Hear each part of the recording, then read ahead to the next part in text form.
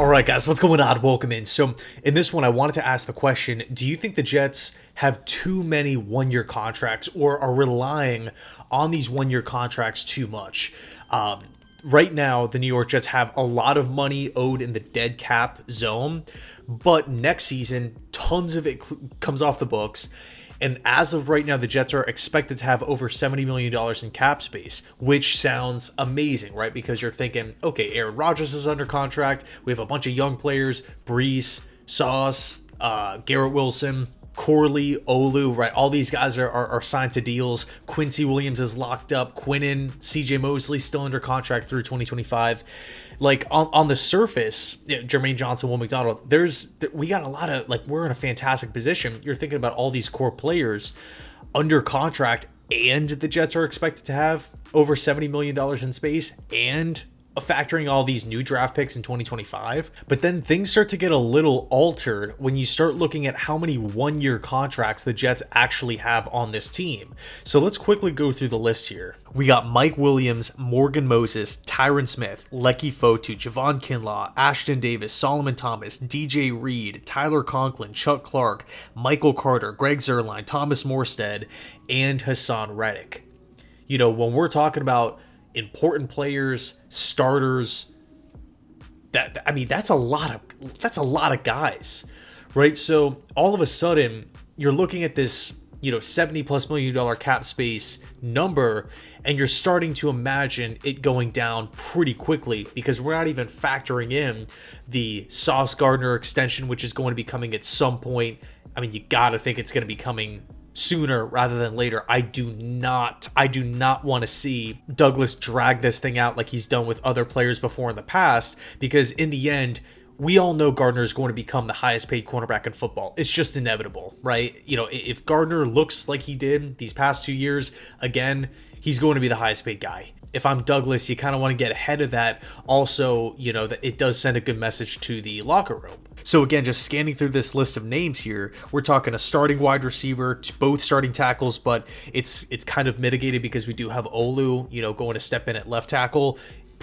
I would assume in 2025 for sure. Big pieces on the D line, starting tight end, starting slot corner. Haasan Reddick was like the prized acquisition that the Jets made this offseason. And then a starting safety in Clark, safety depth with Ashtyn Davis, and then our two prime special teamers, kicker, punter. But I'm not really too focused on that because, typically you don't really see, teams hand out a 4-year contract to a kicker, to a punter, especially if they're like this, late into their career. So those can easily get done, like no sweat. Like I would not be surprised if the Jets bring both of those guys back, and we get like news like literally within 20 minutes of each other. Like that stuff's easily workable. But with the other guys, because I'm trying to project, right? If the Jets have a successful season in 2024, if they have the season that we're all kind of expecting, that the Jets themselves are expecting, I mean, we could be shelling out a lot of cash here. Now, I'm not saying that Douglas needs to get ahead and sign all these different free agents early, not in the least, right? I think that could be a dangerous game to play. But let's just, let's just throw out some hypotheticals, right? What happens if Mike Williams is healthy and has 1,300 receiving yards, and Lazard keeps looking like he's gonna, he keeps disappointing? You have Garrett doing well, you have Rodgers doing well. Obviously, Gibson, Brownlee, and Corley are still on the rookie deals. But do you bring a guy like that back to the roster? If the answer is yes, that contract that you re-sign him to is going to look a lot different than the one that we just gave him, right? A 1-year incentive-based deal. What happens if Morgan Moses stays healthy and looks like the starting right tackle for at least the next 2 years?